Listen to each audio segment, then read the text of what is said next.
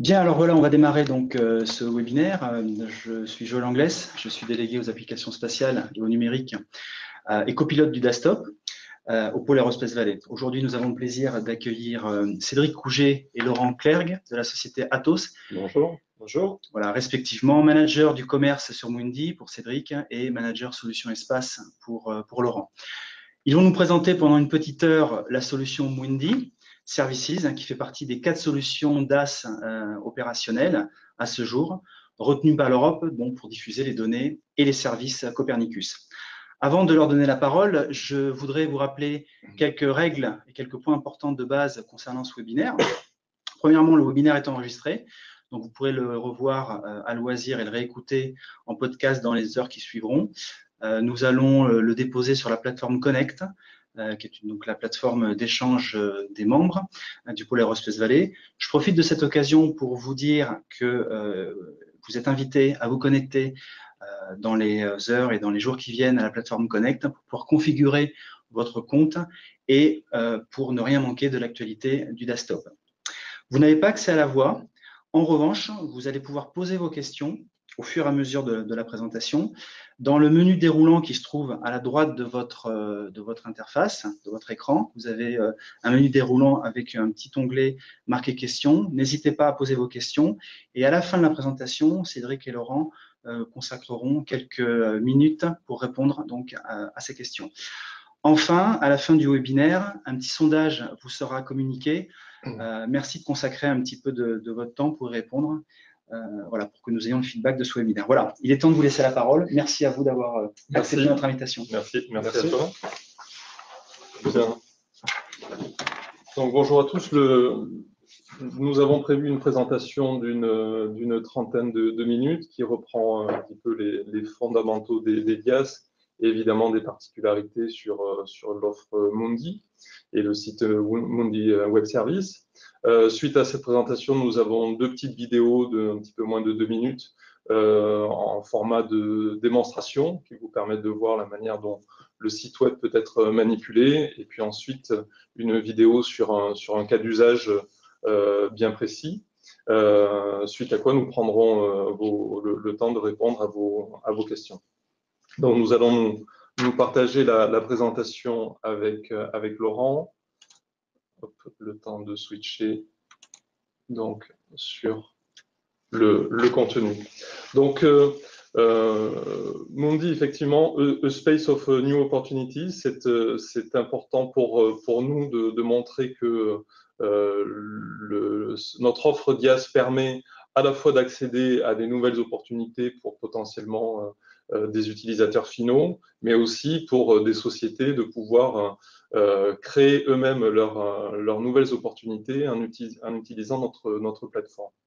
Donc, comme vous le savez majoritairement, je pense, dans l'auditoire que nous avons aujourd'hui, Mundi est un DIAS, donc les DIAS qui sont des projets portés par l'Europe, financés par la Commission européenne et, j'allais dire, achetés et pilotés par l'Agence spatiale européenne, DIAS pour Data Information and Access Services, qui sont donc des plateformes permettant de faciliter l'accès à la donnée d'observation de la Terre, principalement, du moins prioritairement, la donnée Copernicus avec les données Sentinelle et différents corps services. Mais nous allons le voir par la suite. Notre volonté est bien évidemment de pouvoir ajouter d'autres typologies de données pour améliorer l'attractivité de cette plateforme. Alors, c'est un jour important pour nous.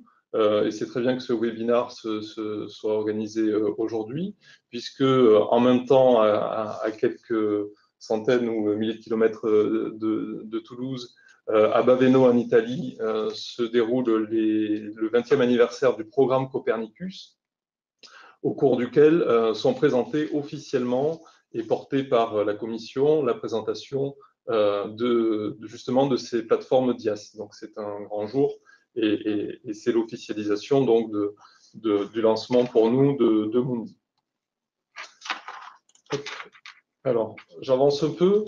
Un sujet pour nous qui a aussi un caractère très important, c'est de montrer justement l'évolution Et le fait que Mondi n'est pas né uniquement d'un appel d'offres européen, Mondi c'est aussi né de différentes opportunités, différentes thématiques que Atos et un ensemble de partenaires avons portées depuis plusieurs années.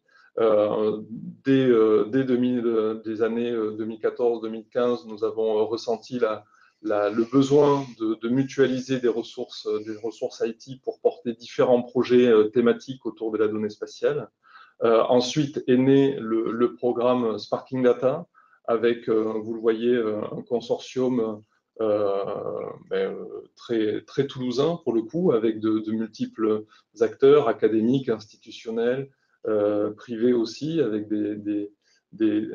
notamment des startups locales, avec Aerospace Valley qui nous a accompagnés, qui continue à nous accompagner.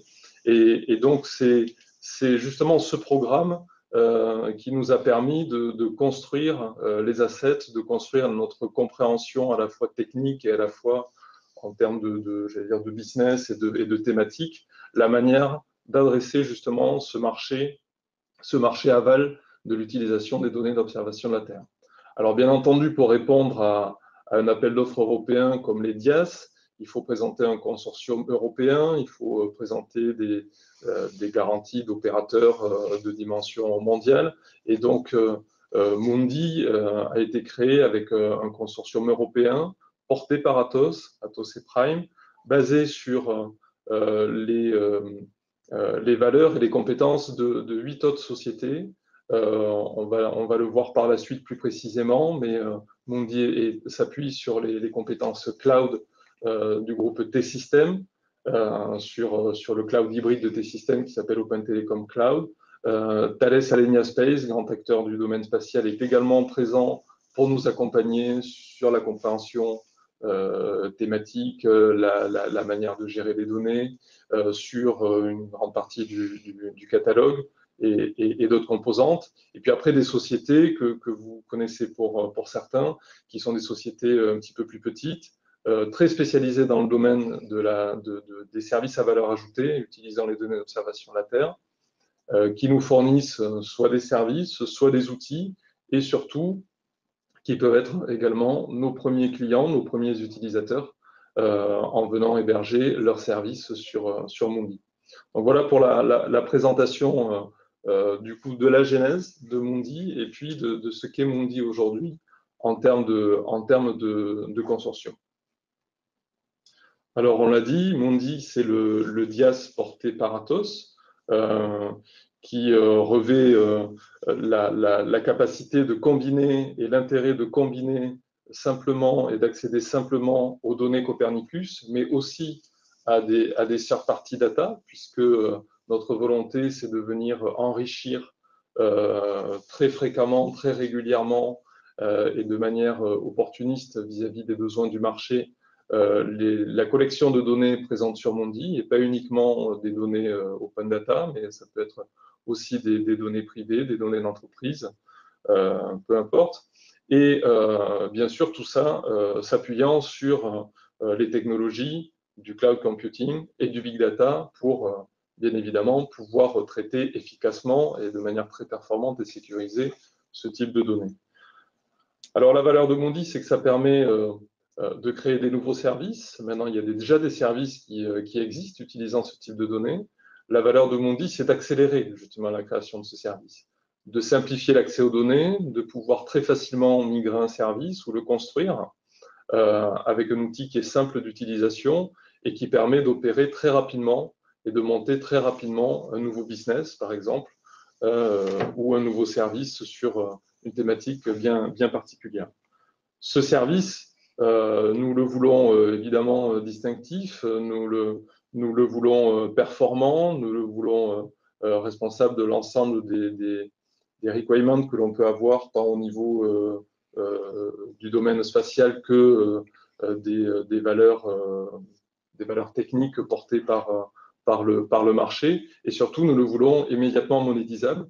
Donc, la valeur de Mundi revêt aussi dans la capacité de pouvoir monétiser son application. Donc, c'est un module qui au jour d'aujourd'hui, au niveau du lancement, n'est pas encore implémenté, mais que nous allons implémenter rapidement, de manière à ce que l'ensemble des services soient directement monétisables pour nos clients dans l'adressage de leur propre marché. Je passe la parole à Laurent pour vous montrer finalement à quoi sert Mundi in fine et quel type de service on peut créer en l'utilisant. Donc effectivement, quelques exemples très précis et très pragmatiques. On aura l'occasion de les préciser par la suite si vous le souhaitez. Donc ici, un premier cas qui montre bien l'évolution de la consommation urbaine, la croissance d'une ville.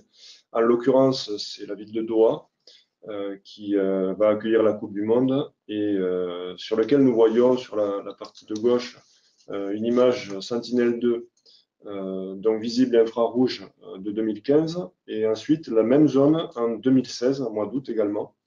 Et en fait, par un traitement qu'applique la société GeoSigWeb qui porte ce sujet, nous voyons sur la partie de droite le taux de croissance urbaine qui est de 25% et sa localisation.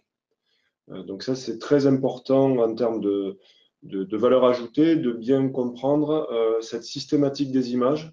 Chaque image est prise de manière régulière, tous les 5 jours en moyenne, et exactement au même endroit, ce qui permet de définir des facteurs de croissance et de suivi. Donc cette notion de monitoring de l'espace va être au cœur de beaucoup de cas d'usage sur la marketplace et sur notre outil. Donc en l'occurrence, la société GeoSigWeb qui développe ce service est un exemple d'acteurs qui viendront multiplier le nombre de services disponibles sur la plateforme. Donc un autre exemple dans un autre domaine d'activité, l'énergie, la pétrochimie. Donc les mêmes principes en fait qui vont utiliser la répétitivité des images. Ici, c'est plutôt un exemple sur de l'image radar, donc du Sentinel-1, de manière à observer les déformations de sol notamment, puisque le Sentinel-1 est du satellite radar, donc il va permettre de relever des hauteurs et de les comparer entre elles pour une même zone, donc d'obtenir des alertes sur des variations d'altitude anormales. Donc là-dessus, une chaîne de traitement qui utilise du radar et qui utilise un algorithme spécifique pour le calcul de la déformation du sol. Donc il y a beaucoup d'usages sur le Sentinel-1 que je pourrais évoquer plus tard, si vous le souhaitez. Donc effectivement, on voit que pour pouvoir développer ce type de service et utiliser ces données spatiales à bon escient, on a un certain nombre de barrières finalement à lever. On a essayé de les lister un petit peu pour comprendre le challenge justement que ça représentait.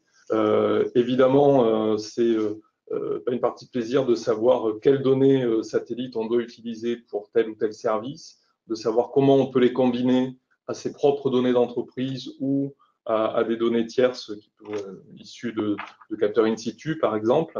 On a un besoin de compréhension, on a un besoin de savoir comment les conserver, ces données, comment les processer, comment les stocker.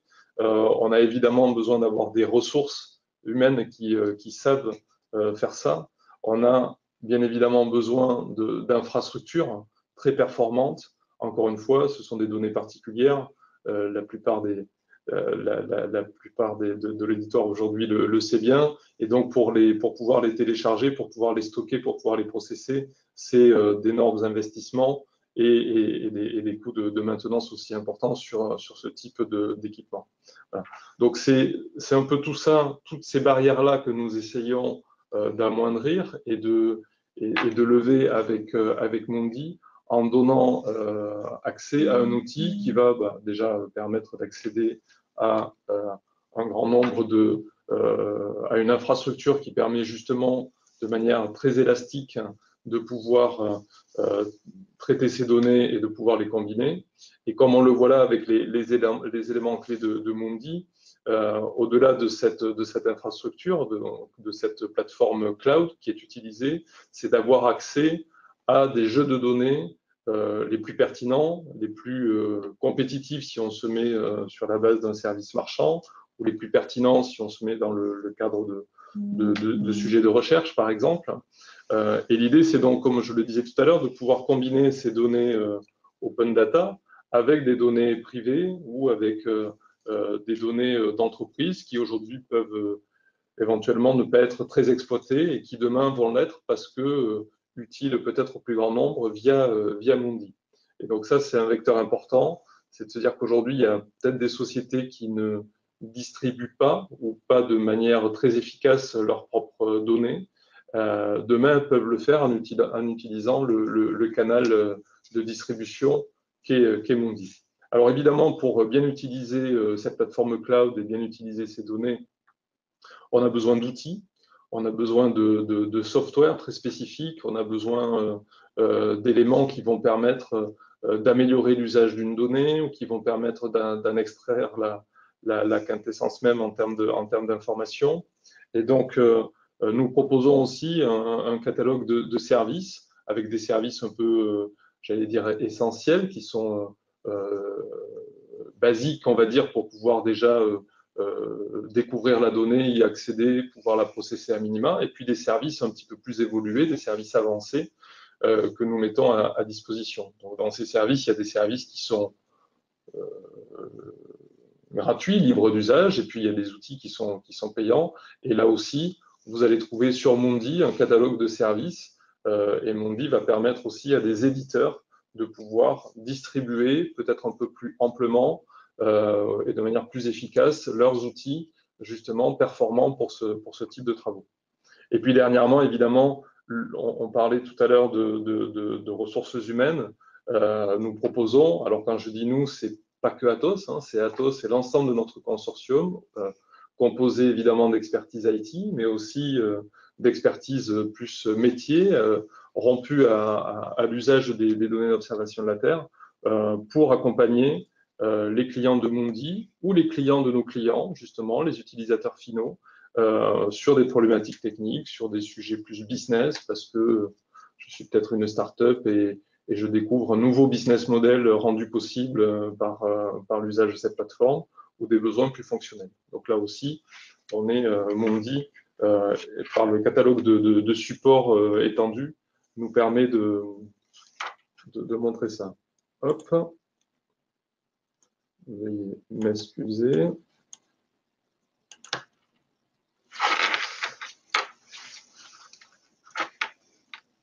Alors, la solution, si on rentre un petit peu dans le détail, et ce slide est là pour vous montrer une représentation, bon, évidemment très schématique, quelque part de Mundi et de l'écosystème, de l'environnement et surtout des différents rôles des acteurs autour de Mundi, ou du moins dans lesquels Mundi évolue. Alors, si on lit le slide évidemment de gauche à droite, on a évidemment les données satellites qui sont un peu le point d'entrée. Ces données satellites sont stockées directement sur la plateforme, sur le cloud Mundi. Et cette offre de données as a service, finalement, est complétée par des data providers qui vont venir également distribuer leurs données via Mundi. Donc, encore une fois, d'autres types de données d'observation de la Terre, peut-être plus précises, peut-être plus pertinentes, ou d'autres types de données hors observation de la Terre. On a évidemment la couche infrastructure as a service, donc c'est le modèle cloud, donc qui permet de configurer son espace cloud comme l'usage le nécessite. Laurent va en parler plus précisément par la suite. Une couche de plateforme as a service sur laquelle très schématiquement on a positionné finalement en mode back-office l'usage des outils, des softwares très spécifiques pour utiliser justement au mieux ces images et l'infrastructure. Et puis enfin la couche software as a service, qui est la couche sur laquelle en fait les clients de Mundi vont pouvoir manager, créer, opérer leur service, ce service qui va être accédé par leurs utilisateurs finaux. Voilà, si on prend le premier exemple qu'on a vu tout à l'heure de GeoSigWeb, par exemple, qui crée un service de détection de la croissance urbaine, GeoSigWeb a un rôle de client de la plateforme directement, qui va créer un service à valeur ajoutée, qui va mettre à disposition via la plateforme. Ce service-là va ensuite être consommé, va être utilisé via rémunération, bien évidemment, pour GeoSite Web, par son client, qui peut être une métropole, une municipalité, peu importe. Une autre vue, cette fois basée un petit peu plus sur l'architecture globale, qui permet de voir, cette fois-ci on le lit du bas vers le haut, donc les données qui sont, qu'elles soient les données d'observation de la Terre ou d'autres types de données qui sont stockées sur la plateforme, au même titre que les autres espaces de stockage directement pour les utilisateurs de Mundi, la couche back-office sur laquelle tourne l'ensemble des services, et la notion de marketplace, puisque Mundi propose une notion de marketplace de manière à accéder à l'ensemble de ces services, à l'ensemble des données et l'ensemble des outils dont on a besoin pour justement créer ces services à valeur ajoutée. Donc en fonction de qui on est, soit on est créateur de services, soit on est consommateur de services, on va se connecter sur la marketplace et par une forme de filtrage, accéder directement finalement au service ou à l'outil dont on a besoin. On introduit sur la droite du slide le fait qu'il n'y a pas de débordement ici, puisque un third party, c'est-à-dire un utilisateur de Mundi, peut très bien avoir déjà son front office, avoir déjà peut-être son site web ou sa propre plateforme pour exposer son service, n'a pas de velléité à l'exposer via la marketplace Mundi, et donc va uniquement utiliser la plateforme Mundi sans utiliser les capacités d'exposition de la marketplace. C'est quelque chose qui est possible, bien entendu. Je repasse la main à Laurent sur la partie offre. Donc ici, un premier exemple d'accès en fait aux différentes ressources de données. Donc ce sont pour certains d'entre vous des sujets que vous maîtrisez bien. Donc par cette interface en fait cartographique où on peut zoomer sur n'importe quelle zone de la Terre, vous allez avoir accès à toutes les données disponibles.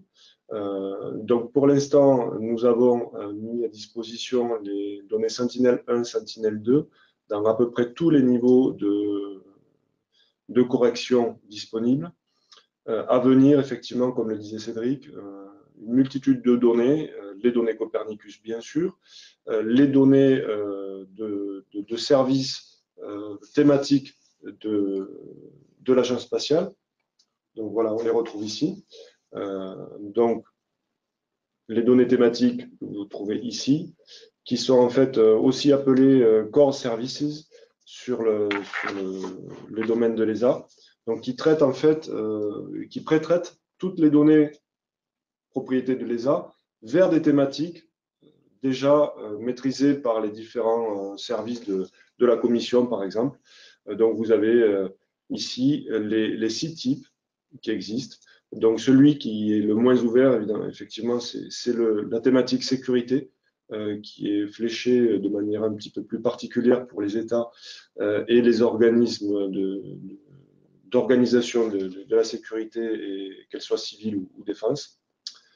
Donc je reviens vite fait sur les données. Donc les Sentinel 5P qui vont bientôt arriver. Donc vous voyez ici différentes dates indiquées. Cela veut dire simplement que l'intégralité des données disponibles pour chaque ressource sera effective au mois de décembre 2018. Étant entendu qu'à partir du 21 juin, donc d'aujourd'hui, toutes les données fraîches pour les satellites disponibles sont remontées sur la plateforme. Au mois de décembre, en fait, vous aurez accès à l'intégralité des archives existantes pour chaque satellite. Ce qui vous fait, par exemple, sur du Sentinel-2, quasiment 3 ans d'antériorité que vous pouvez utiliser dans des services d'évolution des domaines que vous expertisez. Donc ensuite, d'autres ressources satellites qui vont venir se rajouter, certaines avec lesquelles nous sommes déjà en cours de négociation. Donc vous en voyez quelques-unes ici. Donc certaines seront en accès gratuit dans la même ligne que les programmes Copernicus. Et puis d'autres auront une valeur numéraire qui sera adaptée en fonction du modèle business que vous aurez à déployer, ou en tout cas qui sera étudiable entre nous et avec le fournisseur de data pour bien aligner avec votre prix de vente sur le marché. Ensuite, des données ici en bas à droite, plus privées, donc qui sont un peu l'équivalent des données thématiques de l'ESA sur d'autres sujets. Donc là, il n'y a pas de limitation dans les sujets disponibles. Donc ces données-là peuvent être gratuites, mais souvent sont payantes. Ce qu'il faut bien noter, c'est qu'une donnée payante, on va quand même s'assurer qu'elle ait une valeur ajoutée pour vous quand vous allez construire vos services ou quand vous allez les consommer, tout simplement parce que ça va être plus facile d'accès, vous aurez moins d'investissement à porter dessus. Voilà, on va assurer un petit peu ce contrôle-là pour vous permettre d'être efficace. Et ensuite, une autre gamme de services qui va être mis à disposition au niveau de ressources données, ce sont toutes les données qui vont être complémentaires de la donnée d'observation de la Terre. Donc ici, pour exemple, je vous en ai mis deux, des données de connaissances on va dire cartographiques, donc c'est OpenStreetMap que beaucoup doivent connaître. Donc ce sont des données de systèmes d'information géographique essentiellement, donc qui vont être plus ou moins précises. Donc on va également intégrer tous les services nationaux, français et internationaux qui fournissent de la donnée, qui ne sont pas forcément open source non plus. Il peut y avoir de l'open data en l'occurrence. De la donnée de géologie, que nous efforçons aussi d'intégrer, dont certaines données sont en train d'être traitées par nos soins en équipe technique sur des POC, de manière à aussi prouver comment utiliser la donnée suivant les règles d'usage que propose chaque fournisseur. Donc, quelques mots sur le cloud de T-Systems. Donc, c'est effectivement, comme le disait Cédric, un cloud de niveau international. Donc, il est porté par le groupe Deutsche Telekom, donc, qui est spécialisé depuis des années dans la partie télécom du sujet, puisque c'est un paramètre important dans la diffusion sur le web. Bénéficier d'un cloud efficace, flexible, qui vous amène le coût qui correspond à vos usages, c'est important. Mais il faut également avoir toute la compétence de télécommunication que peut apporter effectivement Deutsche Telekom et sa filiale T-Systems sur le sujet. Donc vous pouvez d'ores et déjà, via le site de Mundi, que je vais vous citer immédiatement puisqu'il n'est pas forcément immédiat d'accès par les moteurs de recherche. Donc c'est https://mundiwebservice.com. Et donc, vous pourrez trouver une brique à l'intérieur qui vous permet d'accéder notamment à un configurateur des ressources d'infrastructures techniques, donc sur le cloud, et vous pouvez avoir accès dessus à l'ensemble des possibilités offertes par le cloud de notre partenaire.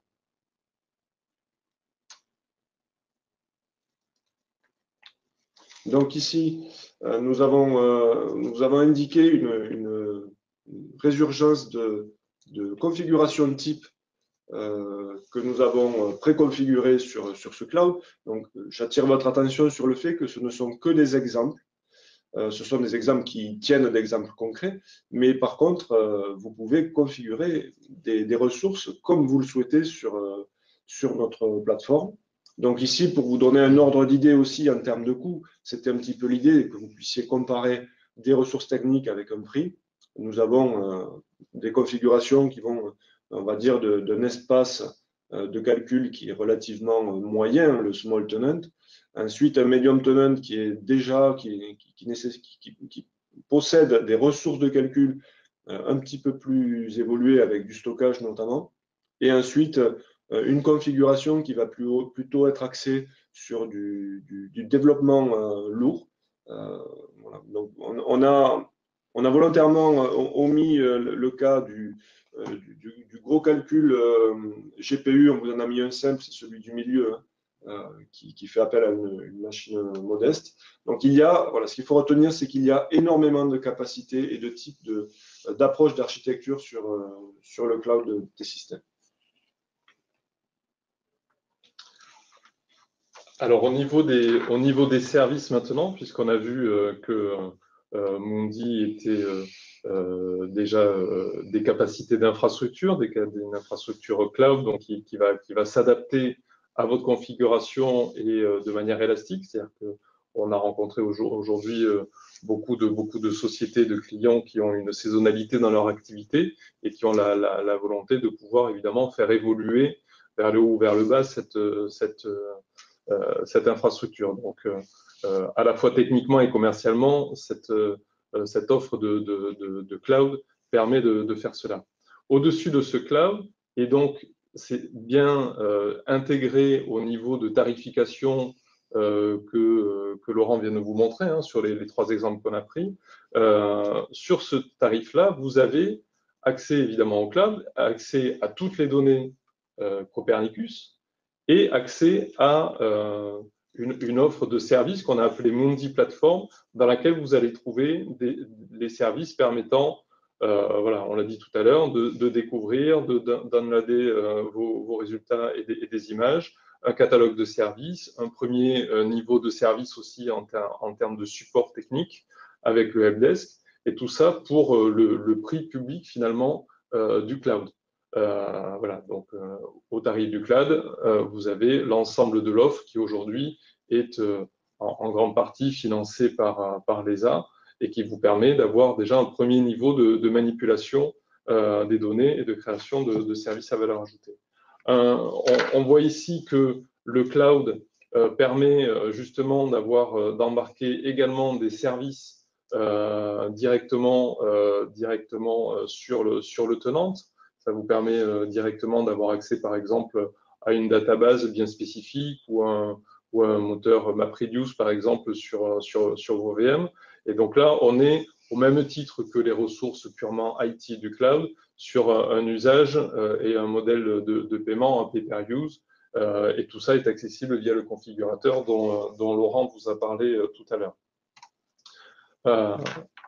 Un dernier sujet, on en a parlé préalablement, c'est les outils plus avancés, puisqu'on l'a dit, le principe de la plateforme, c'est de pouvoir intégrer des outils, des softwares qui vous permettent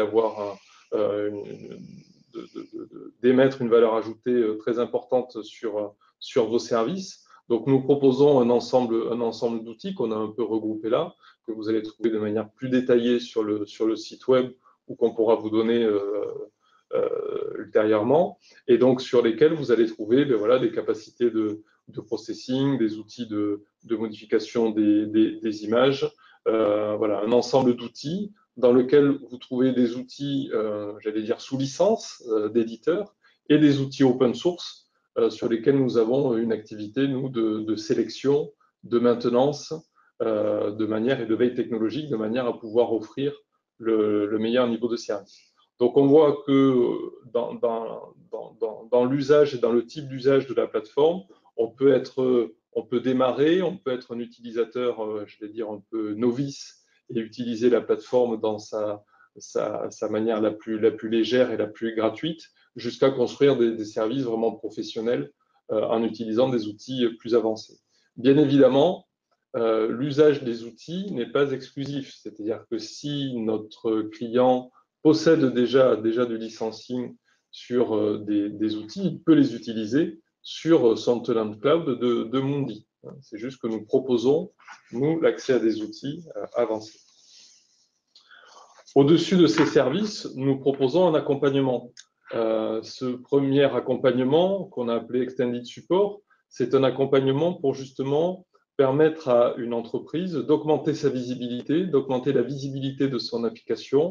On a appelé ce support Advertising Support, qui permet justement à un client ou à un data provider ou à un éditeur, on va appeler tool provider, de pouvoir augmenter l'exposition soit de son service, soit de son outil, soit de ses jeux de données, en travaillant avec lui justement sur le go-to-market, en l'accompagnant sur des notions de référencement, de Search Engine Optimization. On va pouvoir l'aider également à construire une campagne marketing et communication spécifique, et surtout, on va pouvoir la relayer.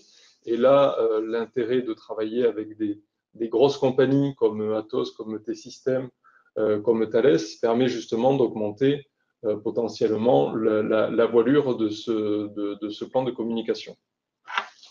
Un deuxième niveau enfin, deuxième niveau. Un deuxième type de service qui va être un service de migration. Ça concerne plutôt les entreprises qui possèdent déjà des services importants, qui ont des adhérences fortes à leur infrastructure, pour lequel on n'est pas forcément en mode plug and play. Donc là, on peut les accompagner à migrer leurs services sur Mundi. Pour ceux qui sont sur des créations, c'est par contre beaucoup plus léger et ne nécessite pas forcément d'accompagnement. On peut accompagner un client à compléter le développement de son application. Il faut être bien clair, aujourd'hui, nous ne nous positionnons pas sur des thématiques, c'est-à-dire que Atos ne va pas devenir un spécialiste de l'agriculture, par exemple, ou de l'industrie en développant son propre service à valeur ajoutée. Ce que nous souhaitons, c'est développer un écosystème qui est en capacité scientifique et thématique de le faire, et éventuellement de l'accompagner sur la partie plutôt IT ou développement. Puis dernièrement, on en parlait sur les premiers slides, la capacité d'accompagner aussi en mode projet sur du consulting, sur du business pour aider des sociétés peut-être peu matures sur ces sujets, justement à maturer et encore une fois réduire leur time to market. Ce slide pour vous montrer qu'on est à la bonne date et que effectivement depuis la signature des contrats DIAS le 14 décembre 2017 et cette phase de phase-in justement de construction de 6 mois, elle a été concluante. Mundi a passé les bonnes étapes, on va dire, la semaine dernière, et donc je le répète encore une fois, est lancé aujourd'hui, évidemment par ce webinaire, mais aussi par l'événement à Baveno organisé par la Commission européenne et Copernicus.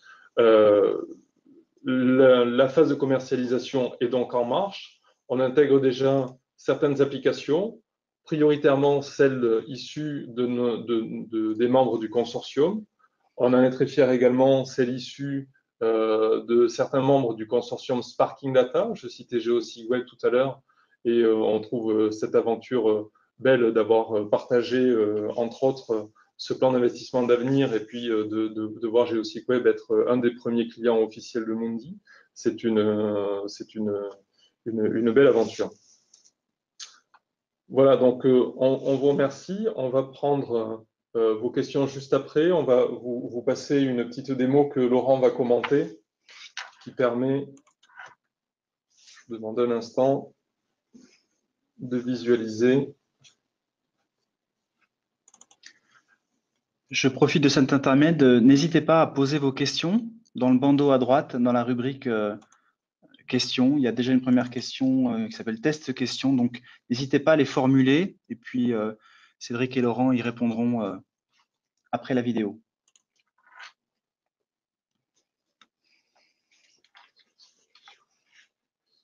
Donc ici, vous voyez l'accès sur le site internet auquel vous pouvez accéder d'ores et déjà, donc sur l'adresse que je vous ai indiquée précédemment, on vous la reprécisera.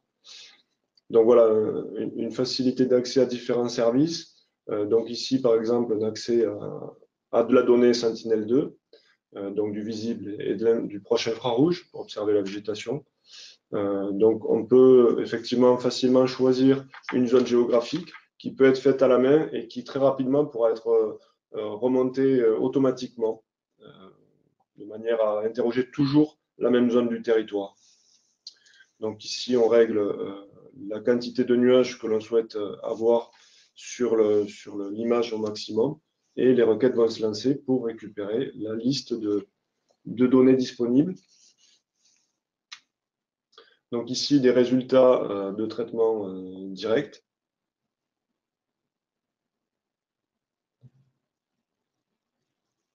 Donc un usage pour l'agriculture en l'occurrence.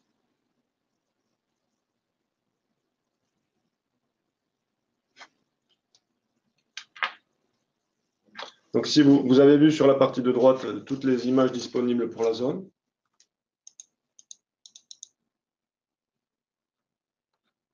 Donc là, nous sommes sur le marketplace. On va accéder à une application. Donc avec la description, effectivement, de ce qu'elle fait et la possibilité d'accéder à des explications complémentaires et d'accéder à des démos éventuellement ou à demander un accès client directement auprès du fournisseur.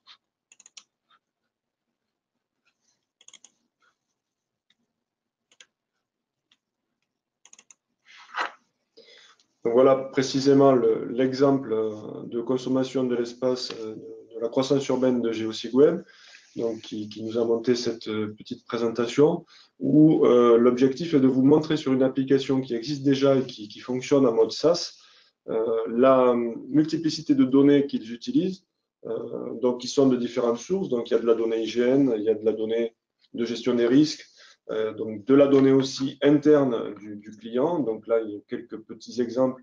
Donc vous voyez du parcellaire cadastral avec de la réglementation de droit à construire, du réseau. Donc là, c'est un réseau a priori électrique. Une vue prise d'avion. Et ensuite, nous allons voir apparaître sur la même zone donc, la photo satellite du Sentinel-2 qui va servir de support à différents calculs de croissance de la ville. Donc ici, vous avez automatiquement ce qu'on appelle une classification des différents espaces dans les zones considérées. Donc toute la ville n'est pas classée, c'est une volonté sur ce service. Ce ne sont que les zones qui sont en cours de construction. Donc vous voyez ici, dans ce qui est disponible, du sol nu et du sol végétalisé. Sur cet exemple-là, on voit apparaître une typologie différente qui est le taux de consommation de la zone pour 2016 et pour 2017. Donc, ça a été mis dans l'autre sens, 2017 puis 2016. Et un calcul automatique qui est fait pour calculer le taux de croissance entre les deux dates. Donc, plus le temps passe et plus, en fait, la donnée est précise en termes de rendu et de pilotage. Donc, ce qui permet pour la collectivité, pour les élus, d'anticiper la consommation de ces zones. Voilà un petit peu un exemple concret de ce que certains partenaires arrivent à construire directement sur le web.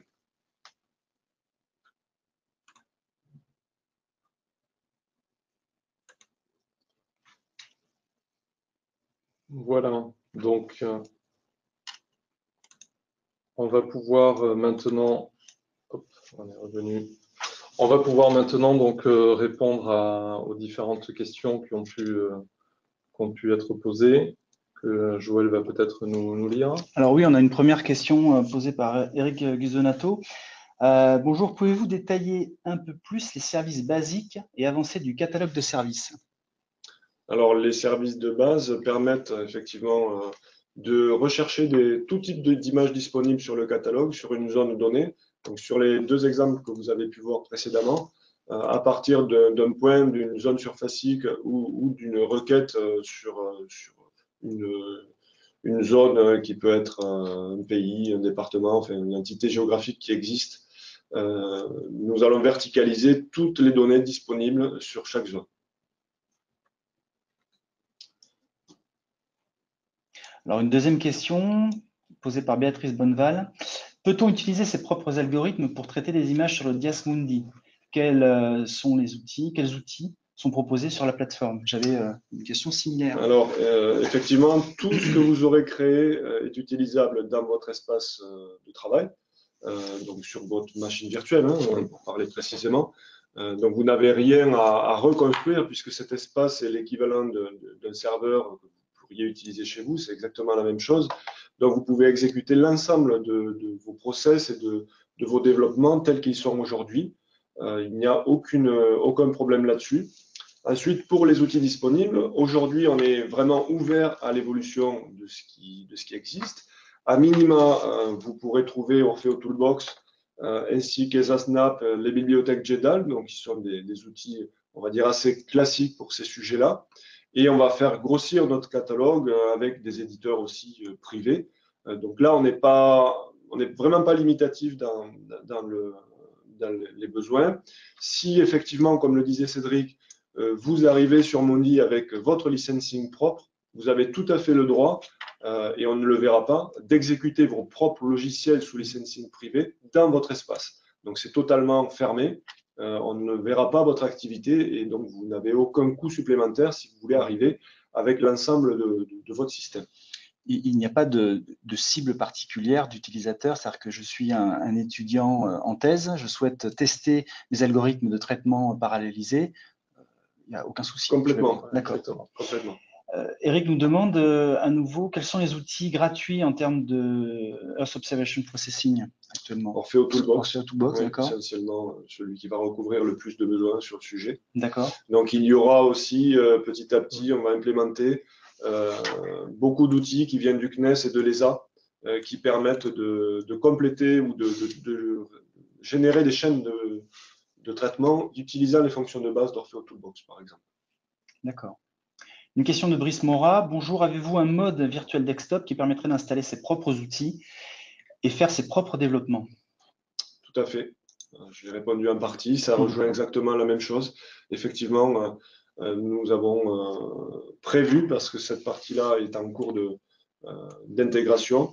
Donc, il y a déjà un outil qui s'apparente de ce que vous demandez, qu'on appelle le notebook, qui permet de coder en ligne et d'appeler les images en mode plus script, donc qui est beaucoup utilisé par les chercheurs.